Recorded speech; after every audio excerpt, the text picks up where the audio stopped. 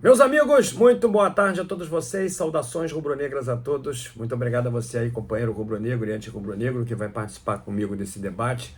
E eu preciso muito da tua opinião, especialmente no momento como esse, de muita dificuldade para o Flamengo, um momento muito tenso, cuja transiência de um treinador, o Vitor Pereira, para outro, e tomara que seja o Mister, eu nunca vou esconder de vocês a minha predileção e todo o esforço que estou envidando para que isso aconteça, mas nesse momento de transiência difícil, é preciso que você apresente a sua opinião de maneira mais cautelosa para poder entender exatamente o que é que de positivo e de negativo nós podemos angariar na medida em que tomemos uma outra decisão precipitada numa escolha de treinador, algo que já é característico no Flamengo desde que o Mister saiu em 2020. Nós precisamos pensar com muita calma. Mas por hora eu queria pedir a você aí para se inscrever no canal, para deixar o like no vídeo.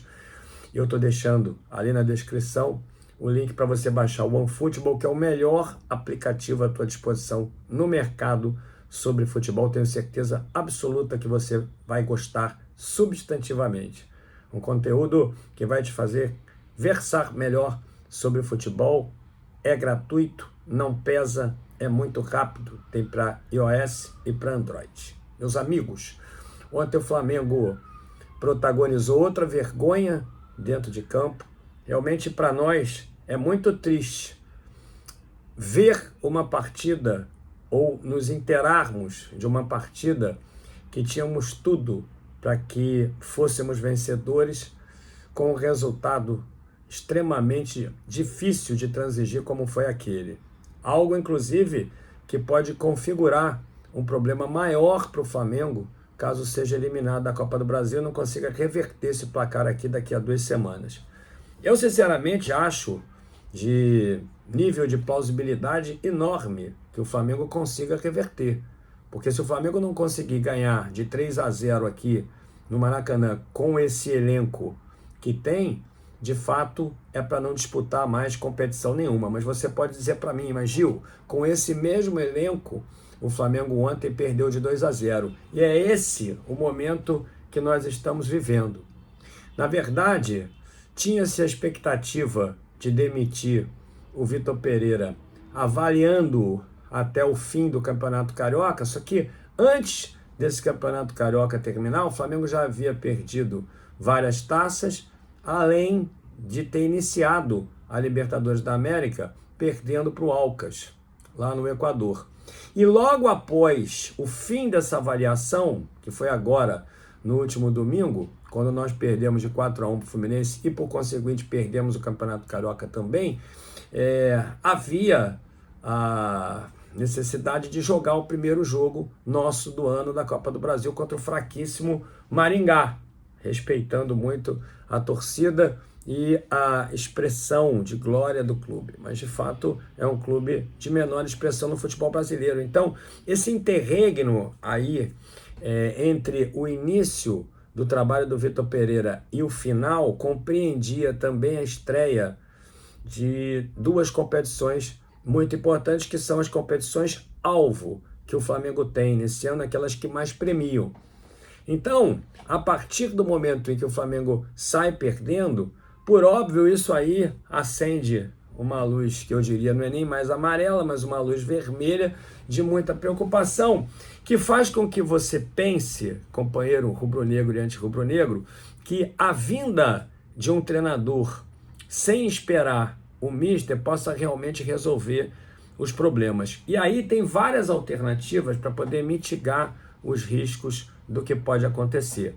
Pense comigo aqui. Se por acaso trouxer o Sampaoli, o produto dessa vinda dele seria também uma necessidade de ambientação, de entrosamento e de assimilação das suas mecânicas de jogo, assim como qualquer outro treinador. Quando você tem o Mister como treinador do Flamengo, entenda isso. E é por isso que eu, na live de pré-jogo ontem, aliás, por falar em live, eu queria até pedir desculpas a vocês. Ontem eu encerrei a live de pós-jogo mais cedo, com menos tempo do que eu costumo fazer, com 2 horas. Mesmo assim, teve 2 horas de live, porque aquele jogo de ontem me deixou com uma dor de cabeça realmente muito grande, e fazer aquela live também impactado pela emoção acaba fazendo com que você de fato se sinta mal. Então comecei a desenvolver uma dor de cabeça, estava muito forte e eu precisei encerrar a live mais cedo, mas tá tudo bem. Mas na live de pré-jogo ontem eu já avisava que esses jogos que o Flamengo vai ter até a possível vinda do Mister seriam de fato conclusivos, primeiros 5, 6 jogos, para que o Flamengo esperasse o Jorge Jesus ou não. E aí eu queria te dizer o seguinte: o Mister, em conversa com o presidente do Fenerbahçe, acabou por dizer que realmente tem interesse de voltar para o Flamengo e recusou tentativas de renovação de contrato com o Fenerbahçe, inclusive incluindo bônus, ou seja, uma série de aditivos em relação ao contrato atual, que qualquer treinador gostaria de ter, ou seja, o trabalho dele realmente foi valorizado. Aquele áudio causou muita turbulência, mas não é uma turbulência, eu diria, negativa, mas uma turbulência positiva no sentido de causar uma comoção nos torcedores, porque o Jorge Jesus, de fato, é querido lá na Turquia, por mais que digam que não, mas ele é querido na Turquia. Basta que você, companheiro rubro-negro e anti-rubro-negro, busque um jornal turco e leia esse jornal, obviamente auxiliado por algum mecanismo de tradução, que você vai ver que o Jorge Jesus, eu tive esse cuidado, ele é muito querido pela torcida. E eu diria que a própria mídia considera fundamental para o Fenerbahçe que realmente ele continue. Então, a expectativa, ao contrário do que estão dizendo aí, sobre aquele áudio, é a de que eles iriam perder o seu treinador, e não de revolta por ele não querer ficar, que é uma coisa completamente diferente. Mas ele se reuniu, isso eu estou aqui embasado em função de jornalistas críveis. Vocês sabem que eu ainda não fui na Gávea, eu vou na Gávea amanhã, eu vou descobrir isso lá amanhã, certamente vou descobrir, vou estar lá amanhã de manhã, e vou gravar um vídeo de lá. E não é por informação, mas é por análise. O que eu estou fazendo aqui é uma análise junto com vocês. E ele teria dito ao presidente do Fenerbahçe que não quer continuar lá, que na verdade tem interesse de retornar ao Flamengo, e o momento realmente é muito propício para isso. Ainda há pouco eu estava lendo uma reportagem escrita, se eu não me engano, lá no GE pelo Fred Gomes, que é um jornalista realmente que não costuma errar, não é irresponsável como muitos. O Fred Gomes, ele escreveu sobre os prós e os contras na contratação do Mister, e tinha muito mais prós do que contras. Sabe por quê? Porque me parece que o Landim agora realmente quer o Jorge Jesus, e a identificação que o Jorge Jesus tem com os jogadores e com a torcida faria exatamente com que algumas questões que estão acontecendo dentro do campo de jogo mudassem. Porque o que o torcedor rubro-negro ontem depreendeu daquilo que via dentro de campo era um time completamente desmotivado, um time leniente com resultados negativos, um time que não se impacta com resultados negativos. E, meus amigos, é o seguinte: ninguém ali esqueceu de jogar futebol. É verdade que aconteceram problemas que dificultaram muito a performance do Flamengo nesse ano, problemas que foram causados pelos próprios dirigentes, quando declinaram de renovar com o Rodinei, quando venderam o João Gomes, que eram as 2 peças, eu diria, dentro de 4 peças mais fundamentais para o time do Flamengo naquele ano. Houve algumas decisões erradas também, como a contratação do Santos. Ontem, você sabe, sem querer fulanizar ali os erros, mas você viu ali o que significa o Santos dentro de campo, saindo errado no primeiro gol. É preciso entender também o que se vai fazer com o Davi Luiz, porque a situação do Davi Luiz, de fato, é terrível. Aquele gol contra, você olha para o semblante dele, você vê realmente que ele não está feliz. Então, independente desses problemas que foram causados, que podem até ser supridos por essa janela, principalmente para poder contratar jogadores que eles próprios mandaram embora, porque essa é uma verdade. O João Gomes foi mandado embora, o João Gomes foi vendido, não era para ter vendido o João Gomes agora sem ter um volante que impinja ao adversário uma marcação mais inflexível. Não era para ter tirado o Rodinei. O Rodinei era a peça fundamental daquela associação que o Flamengo tinha pelo lado direito, que tantos gols acabou promovendo para nós no ano passado, dentre eles até o gol da vitória na decisão contra o Atlético Paraná da Taça Libertadores da América. Então, essa janela que viria agora serviria inclusive para poder suprir, meus amigos, o gap, o hiato ali de qualidade que foi gerado pelas decisões deles próprios, né? Apesar de aqui eu não vou mais falar de outras pessoas, apesar da defesa dessas tomadas de decisões erráticas por pessoas que influenciam muito, eu fui muito contrário a tudo isso, porque eu já sabia, imaginava o que ia acontecer, porque o Varela não tem condições. O Wesley ontem provou também que, por mais que tenha melhorado ali, ainda precisa, na melhor das hipóteses, eu quero aqui dizer a você, na melhor das hipóteses vai ser um bom reserva para alguém, ainda precisa se desenvolver. E eu estou falando assim eufemisticamente, para não dizer nada mais grave, porque ele é da base do Flamengo, nós temos que respeitar a base do Flamengo e temos que querer bem aqueles que advêm da base, que já carregam o nosso escudo há muito tempo, mas ele vai ser, no máximo, ali no meu entendimento, um bom reserva.